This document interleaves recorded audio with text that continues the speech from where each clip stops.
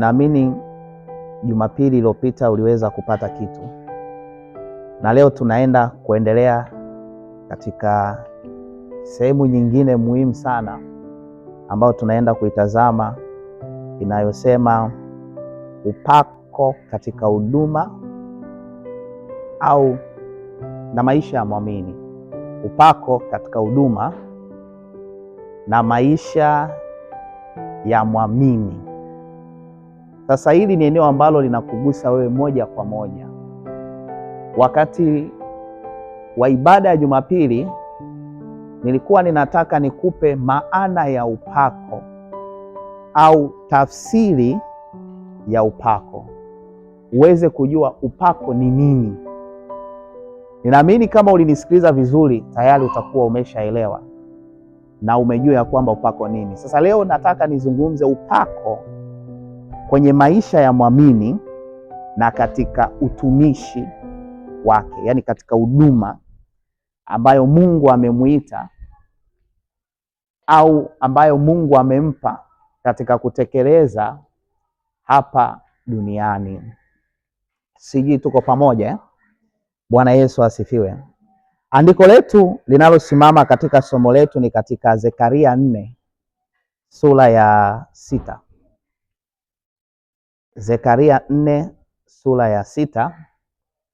Andiko hili linasema hivi: kisha akajibu akasema nami akisema, hili ndilo neno la Bwana, Zerubabeli akisema, si kwa uwezo wala kwa nguvu, bali ni kwa Roho wangu, asema Bwana wa majeshi. Haleluya. Na katika eneo ambalo tulikuwa tunalitazama kwenye somo hili ni ile eneo ambalo akisema ya kwamba si kwa uwezo wala kwa nguvu, bali ni kwa Roho wangu, asema Bwana wa majeshi. Sasa ili andiko lina story fulani ambayo ni nzuri katika Biblia, ambayo hiyo story ukiisikia tu unaweza kujua kwa habari ya upako au utendaji wa Roho Mtakatifu pale tunaposema kwamba ameachilia upako juu ya mtu. Katika ili andiko kuna kisa kimoja tunakipata katika Biblia. Nafikiri mnafahamu ya kwamba wakati wa utawala wa Suleiman, Mungu aliweza kumpa neema Suleimani ya kujenga hekalu. Si mnafahamu hilo eh? Haleluya. Akamjengea Bwana hekalu. Lilikuwa ni hekalu kubwa sana ambalo halina kifani. Kwenye Biblia tunapokuwa tukisoma au tukitazama historia, hekalu ambalo Suleimani alilijenga lilikuwa ni hekalu ambalo halina kifani katika mataifa yote kwa muda wote wakati ule. Lakini baadaye hapo mbele Israeli, baada ya utawala wa Suleimani kupita, Israeli wakamuasi Mungu, wakamwacha Mungu. Walipomuasi Mungu na kumwacha Mungu, hasa Yuda, Mungu akawaruhusu Wababeli wawavamie na kuwachukua utumwani. Wakati huo mtawala wa Babeli alikuwa ni Nebukadneza. Basi wakawavamia Waisraeli. Baada ya kuwavamia Waisraeli, wakawachukua baadhi yao wakawapeleka wapi? Babeli, huko utumwani. Kule Babeli waliishi kule baadhi ya Waisraeli huko, na wakiwa huko waliendelea kuwa chini ya utawala wa Nebukadneza, wakiwa katika ukandamizi wa utawala huo. Kwa hiyo tunaona kwamba wakati Nebukadneza anawachukua Israeli, wakati anawavamia walipokuwa wamemwasi Mungu, akiwahamisha kuwapeleka kule Babeli, Nebukadneza aliliharibu hekalu la Mungu, na ule mji wote Yerusalemu uliharibiwa Si mnafahamu kwenye masuala ya uvamizi na alivamia, ina maana hiyo ilikuwa ni kijeshi, kwa kuvamia, kukamata watu na kupora na kuchukua. Kwa tunaona kwamba mpaka hekalu liliharibiwa, mpaka madhabahu nayo ilifanyaje? Iliharibiwa, ilibomolewa. Sasa kutokana na hilo, mji wa Yerusalemu ukabaki mkiwa, yaani ukabaki kama magofu tu yamekaa, mji mtupu, hakuna chochote kinachoendelea wala hakuna lolote linaloendelea. Sasa kwa hiyo hawa Israeli wakawa huko Babeli kwa miaka mingi sana, lakini utawala wa Babeli ukaja kuanguka. Waajemi wakaja, walipokuja na kuimarisha utawala wao, wakati wa Koreshi akapata neno la Bwana. Bwana akamwambia kwamba Waisraeli watoke Babeli, warudi Yerusalemu, wakajenge nini? Hekalu. Iko katika Ezra 1:1-2. Koreshi, Bwana akamwambia kwamba hawa Waisraeli hawa watoke waende wakafanyaje? Wakajenge hekalu la Bwana huko Yerusalemu. Sasa baada ya Koreshi kupata neno hilo la Bwana, Koreshi akatoa amri Waisraeli watoke sasa Babeli, wafanyaje? Warudi Yerusalemu wakalijenge hekalu la Bwana. Ni lile hekalu ambalo lililokuwa limevunjwa wakati ule, lile hekalu ambalo lilikuwa limejengwa na Suleiman. Basi wakatoka Waisraeli, Biblia inasema kwa awamu ya kwanza. Ina maana hawakutoka wote, kwa awamu ya kwanza wakatoka wakaelekea Yerusalemu. Hawa awamu ya kwanza waliotoka kuelekea Yerusalemu, kulikuwa kuna viongozi waliokuwa wanaongoza msafara kwenda Yerusalemu na kulijenga hekalu la Bwana upya. Kiongozi wa kwanza alikuwa ni kiongozi wa kisiasa, ndiye alikuwa anaitwa Zerubabeli, ambaye ametajwa kwenye hilo andiko. Na kiongozi wa pili alikuwa ni kiongozi wa kiroho ambaye alikuwa anaitwa Yoshua. Huyu alikuwa ni kuhani.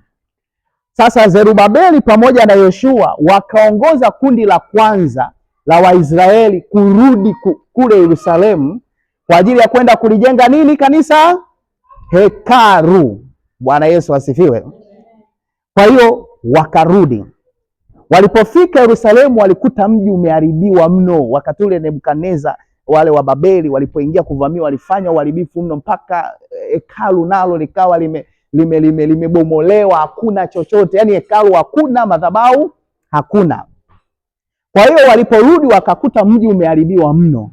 Kwa hiyo walipofika wakaanza kufanya kazi iliyowaleta kutoka agizo la Koreshi. Na walipofika pale, kazi ya kwanza kuifanya ilikuwa walianza kwa kumjengea Mungu madhabahu. Kitu cha ngapi? Cha kwanza. Yaani walipofika baada ya kuona ule mji tu umeharibiwa na umekuwa mkiwa, kabla ya kufanya chochote walianza kumjengea Mungu nini? Madhabahu. Na Biblia inasema kwa nini walimjengea Mungu madhabahu? Ili ibada zirudi na wapate mahali pa kutoa nini? Sadaka zao. Hilo wakalikamilisha. Alafu kazi ya pili waliokuja kuianza ilikuwa ni kuweka msingi wa hekalu. Wakaanza kuweka msingi wa nini?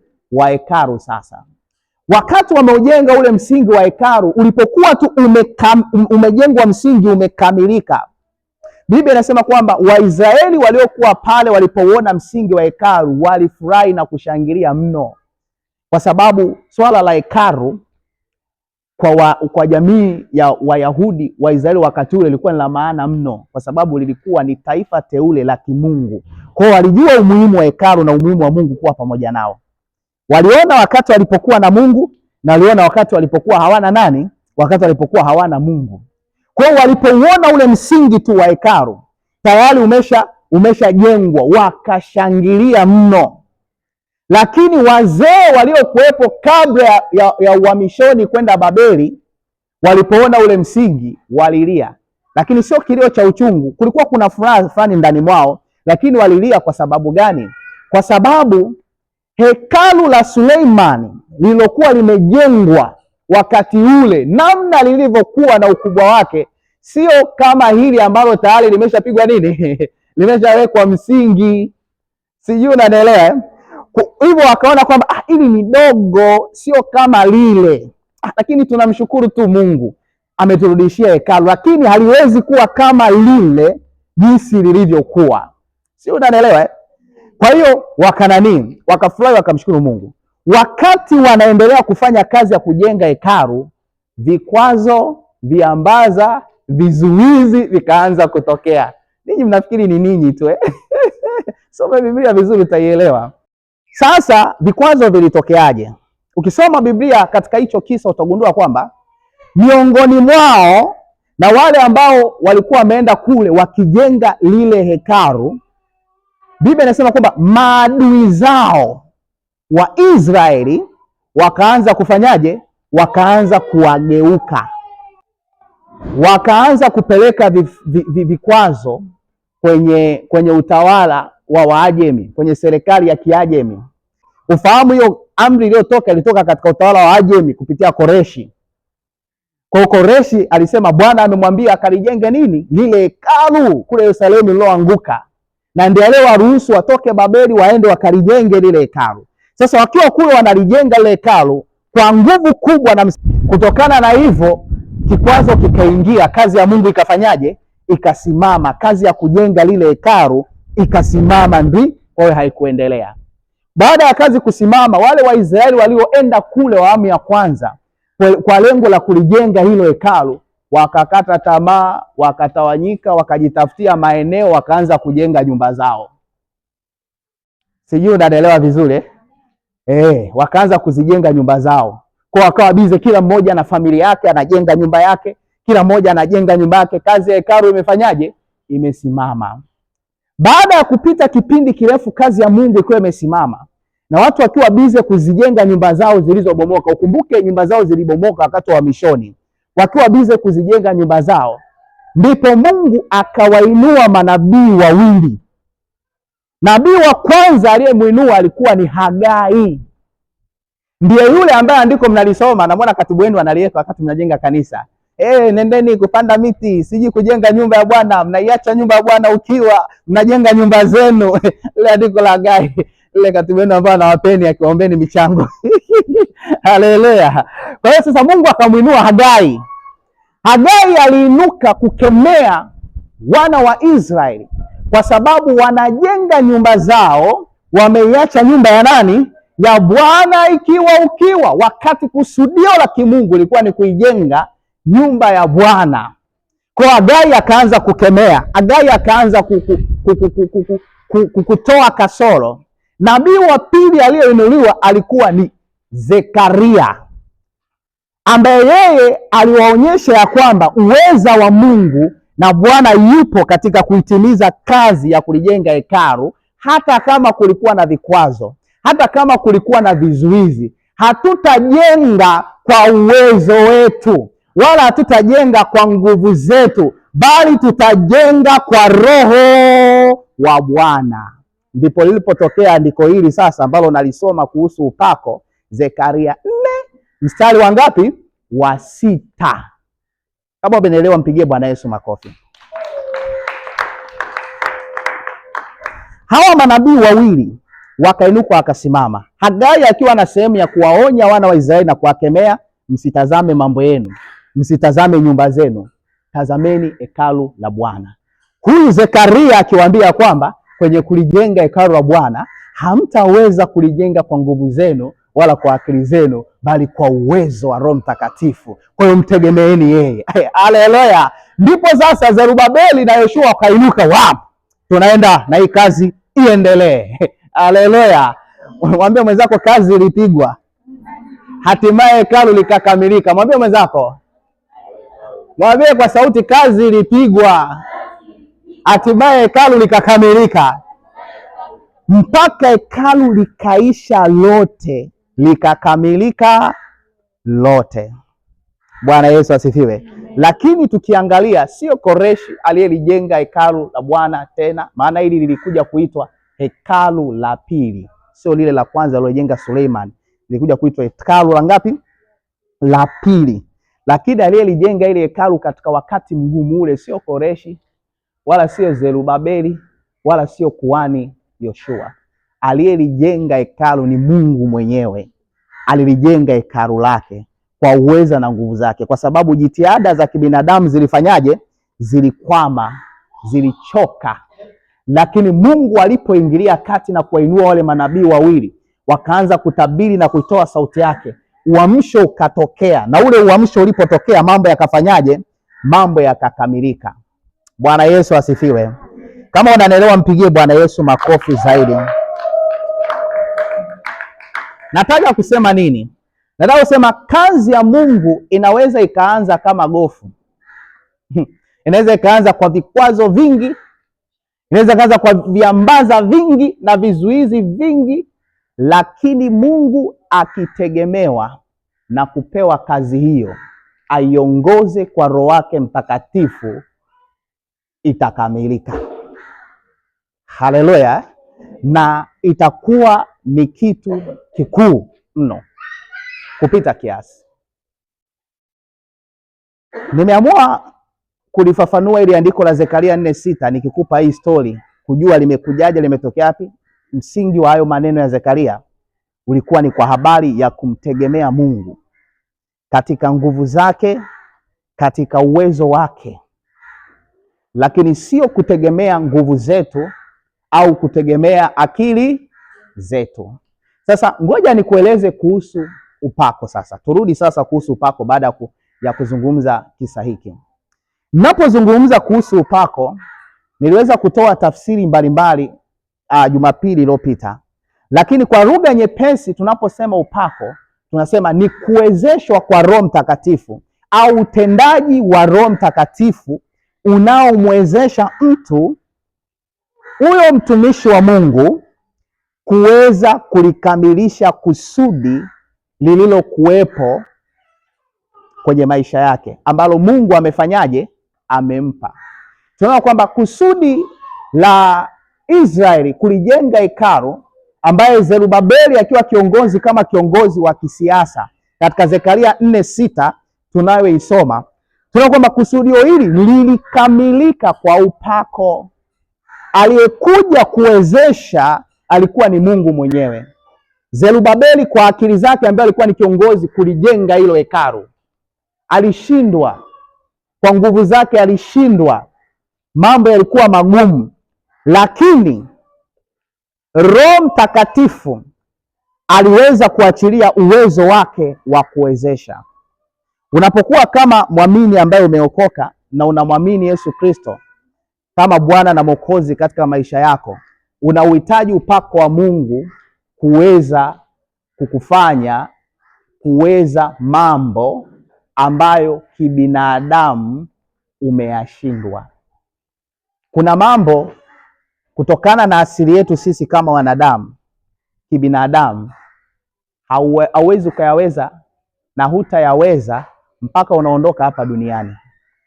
Akili zako hazitaweza, elimu yako haitaweza, nguvu zako hazitaweza, kila ujuaji wako hautafanyaje? Hautaweza. Lakini unamhitaji Mungu ambaye ana uwezo ambao hauna mipaka, hauna mwisho, aweze kuleta huo uwezo kwako, na huo uwezo uje ujaze mahali ambapo wewe umepungua, ili kuliweza hilo jambo, hatimaye ukaliweze hilo jambo la kusudi la kimungu ambalo liko mbele yako. Wakati Mungu anapokuwa amemwita mwamini katika huduma au katika kazi yoyote au kusudi lolote ambalo amempa, katika kutekeleza hiyo kazi na hilo kusudi, asili zetu za kibinadamu zinatukataa na haziwezi kulitimiza au kulitekeleza hilo kusudi. Lakini kinachoweza kufanya hilo kusudi liweze kutekelezeka ni Mungu mwenyewe akihusika kwa Roho yake Mtakatifu. Ni pale Roho Mtakatifu atakapoachilia uwezo wa kuwezesha hilo kusudi liweze kutimia. Huo uwezo ndio tunaita nini? Upako. Tuko pamoja eh? Hiko ndio kitu kinachohitajika. Unajua, ngoja nikwambie kitu. Yesu Kristo kama angekuwa hana huo uwezo, hana upako, sidhani kama angeweza kuikamilisha ile kazi ya kufa msalabani. Hiyo amekwambia nani? Yaani wewe unakuja duniani, unajua kabisa nimeuvaa mwili, afu unajua mwisho wa maisha yangu ni kudhalilika na kutundikwa msalabani. Sio kama alikuwa hajui alikuwa anajua. Ndio sababu alikumbana na matatizo ya ombi lake kukataliwa na Mungu. Ndio lilikuwa ombi la kwanza ambalo Yesu hakujibiwa na Mungu. Lilikuwa ombi la kukwepa kufa msalabani kwa ajili yetu. Hilo Mungu alimwambia sikujibu, ijapokuwa maombi yote alikuwa anajibiwa. Jaribu kufikiria yeye aliyokuwa kwa namna hiyo mpaka ikafika wakati akasema kwamba Bwana, ikiwezekana kikombe hiki kifanyaje? Kiweze kuniepuka. Inamaanisha nini? Kibinadamu ile kazi ilikuwa ni ngumu, kufa msalabani, kuitoa roho yako. Tena sio kwa kulazimishwa wala nini, makusudi, ukiwa unajua ninaenda kuitoa roho yangu, kuitoa roho yako kwa ajili ya kuwakomboa wengine, kuendea hicho kikombe. Kibinadamu alikuwa akashawaza kutoroka, lakini kwa sababu uwezo, upako ulikuwa juu yake, ulimwezesha kulikamilisha hilo kusudi, hatimaye dunia ikapata wokovu. Na ndio maana yeye mwenyewe alisema kwamba Roho wa Bwana yu juu, maana yake Roho Mtakatifu yuko juu yake kwa ajili ya kufanya utendaji utakaomwezesha kulitimiza kusudi, hata kama ni gumu kiasi gani, hata kama ni zito kiasi gani. Roho wa Bwana yuko juu yake, ameachilia uwezo juu yake wa kukamilisha kazi. Anasema yuko juu yangu kufanya nini? Kwa kusudi gani? Ili kuwaeleza mataifa watu habari njema ya wokovu, kuokolewa kutoka kwenye vifungo vya dhambi, lakini kuwaletea furaha na kuwapa mwaka mpya wa maisha yao. Bwana Yesu asifiwe. Sijui unanielewa eh? Kuwafungua waliofungwa vifungoni, waliosetwa na kuteswa na ibilisi mwovu shetani, kuwaweka huru. Ilikuwa sio kazi rahisi kwenda kukutana na shetani, alafu kanuni ya kuchukua huo ufunguo ambao shetani alikuwa anautumia kuwafunga watu wa Mungu ulikuwa ni kufa. Ilikuwa sio kazi rahisi kukubali kufa kwa ajili ya hilo, lakini uwezo wa Bwana ulikuwa juu yake. Mungu aliachilia uwezo. Ndio sababu mwamini ukisha kuwa umeokoka na ukagundua Mungu amenipa huduma au karama, amenipa wito fulani kuutekeleza ndani ya kanisa au mwendelezo wa maisha yangu, utauweza. Hakuna habari ya kufanyaje, ya kushindwa. Kwa sababu gani? Ikiwa Roho Mtakatifu yuko ndani mwako, yeye anaachilia nini? Uwezo. Ndicho nilichokuwa nawaambia hawa, Baba, kazi ulionipa ni ngumu, siwezi. Nilikuwa nakubaliana na ninyi. Haleluya. Nilikuwa nasema hamna, na tena tulikuwa tunagombana kabisa. Kwa sababu gani? Najua utaki, na kama utaki hapa sio kwako. Ukinisikiliza mimi na mafundisho yangu ya habari ya Roho Mtakatifu katika utendaji wake, utagundua ninayaweza mambo yote kwa sababu yuko yeye anayenitia nguvu. Nguvu zangu zina mipaka, lakini nguvu zake hazina mipaka. Kwa hiyo nitaliweza ili na kulishinda. Mshindi apige kelele, amshangilie Bwana Yesu.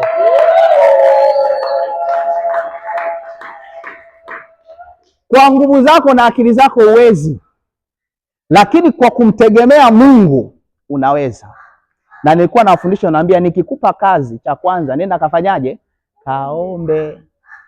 Jennifer mwanafunzi mzuri, nakumbuka nenda kaombe. Yaani ukisikia mimi nimekupa agizo lolote, shida yako ukishalisikia, unajua kuomba yako ni ipi? Asteria. baba eti kanituma niende nikalete 1 2 3. Umeisha. Na baraka zilizokusudiwa ziwe juu yako kwa hiko utakachokikamilisha is over.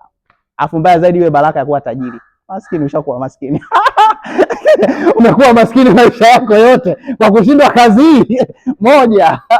Si unaelewa? Imeshatoka.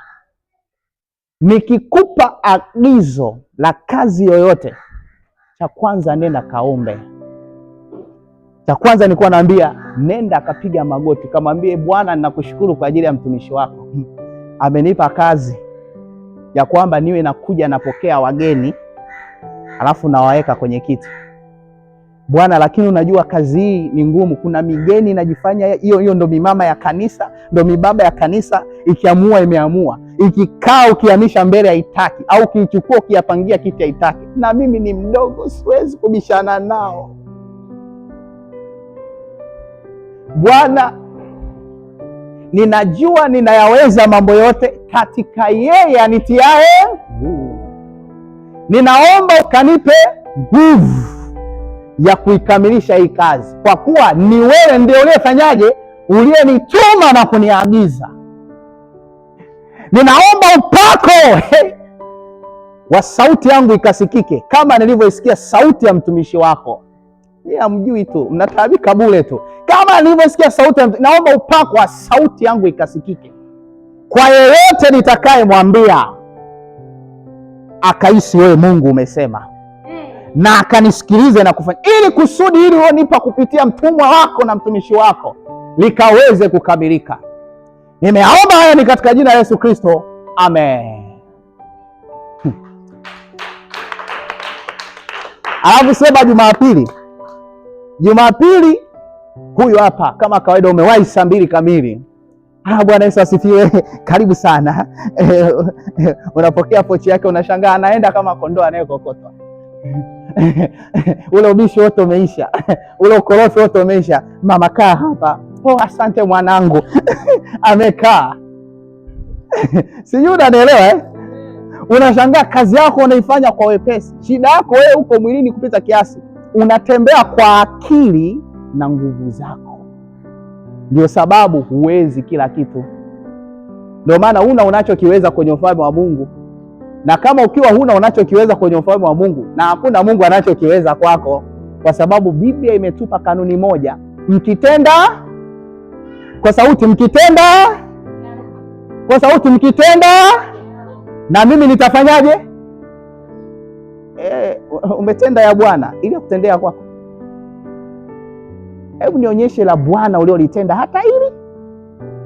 Alafu yani Biblia inasema kwamba zaeni matunda na matunda yenu yakapate kufanyaje? Yakapate kukaa, ili kwamba kila mnalomuomba Mungu afanyaje? Hiyo ni kanuni ya kujibiwa maombi yetu. Ina maana ili Mungu ajibu maombi yetu ni lazima tumuonyeshe nini ambayo yamefanyaje? Unajua tu unasimama, maana mnavyojua kuomba kwa maandiko. Bwana, katika jina la Yesu umeniambia ya kwamba lolote mtakaloliomba utanipatia. Hakuna mtoto ambaye mkate akapewa jiwe, hakuna ambaye samaki akapewa nyoka. Katika jina la Yesu nimetamka nikiamini na yapokea. Imeandikwa. Ukisema imeandikwa afu anageuka shetani upande wa pili. Bwana, imeandikwa zaeni matunda na matunda yenu yakapate kukaa, ili kila watakalo kuomba ukapate kuwapatia. Alafu na tena imeandikwa tendeni ya kwangu nami nitatenda ya kwenu. Anamjaza na Mungu lingine. Na tena imeandikwa ya kwamba yeyote atakayesikia sauti yangu kwa bidii na kuyatekeleza maagizo yangu atabarikiwa mashambani, atabarikiwa atakapoingiapo mjini na kuingia. Bwana, kwa sababu hiyo huyu anayeomba mbele zako hana kibali cha kupata mke, cha kupata fedha, cha kupata utajiri. Hana kibali hicho. Kesi imeisha. Umezidiwa. Hapo sasa ndio unakuja kusimama mbele yetu na kutueleza. Mambo ya aibu kutueleza ujue. Yaani mimi nimeomba mwaka wa 5. Unaomba ombi mwaka wa 5. Kuna shida. Nimeomba mwaka wa 5. kutokana na hilo Bwana hakunisikia. Umezidiwa. Umezidiwa kete. Mwambie mwenzako umezidiwa kete. Umezidiwa kete. Wakati wewe umesimama kule umeenda, mimi naambia nyie tena mnaopenda kuomba kwa kutumia maandiko ninyi. Ukiliweka hili na yeye ananyanyuka na liweka hili. Kwani walienda vipi na shetani? Hivyo hivyo. Alipokuwa akiliweka hili na yeye analiweka, kwa sababu Yesu Kristo alikuwa ameliweka neno la Bwana katika moyo wake. Na sio tu kuliweka, ina maana alikuwa analifanyia kazi vya kutosha. Akampangua pale, akampangua shetani. Shetani alipoliweka ili akaliweka lile, shetani alipoliweka na lile akaliweka na hili. Mwisho wa siku shetani akasema huyu simwezi, ngoja nimwache. Huyu ni mshindi kwa sababu ameliweka neno moyoni mwake na hilo linamuongoza. Sijui unanielewa Kwa unapoomba ufahamu ya kwamba kuna hitaji neno la Mungu kwenye maisha yako linalofanyiwa kazi, ili maombi yako yakapate kufanyaje? Yakapate kujibiwa. Sasa wakati Mungu amekupa agizo au kusudi la kulitimiza katika maisha yako kama Mkristo uliokoka mwamini, ufahamu ya kwamba unahitaji kufanya kusudi hilo lifanyaje? Litimie. Sio litimie, likae. Sio likae, lionekane. Hata unapoomba liwe linafanyaje? Linaonekana. Bwana Yesu asifiwe. Unapoomba liwe linaonekana. Tuko pamoja Ngoja mimi nikwambie kitu. Kama huna matunda na matokeo katika ufalme wa mbinguni, na hakuna chochote ambacho Mungu anaweza kukiona, utakuwa una shida katika masuala mazima ya kupeleka maombi yako na kujibiwa. Lazima uifanye kazi yake na ionekane. Na yeye alijua hilo kwamba kuna vikwazo, kuna viambaza, kama ilivyokuwa wakati wa kina Zerubabeli. Alijua kuna viambaza na vikwazo vingi katika kuitimiza hii kazi. Ndio sababu akatupa Roho Mtakatifu. Yeye anaachilia uwezo, upako wa kukuwezesha. Kama kuna mtu leo ameshaamini ya kwamba katika kusudi lote la kimungu kwake hapaswi kulishindwa, apige makofi kwa Yesu.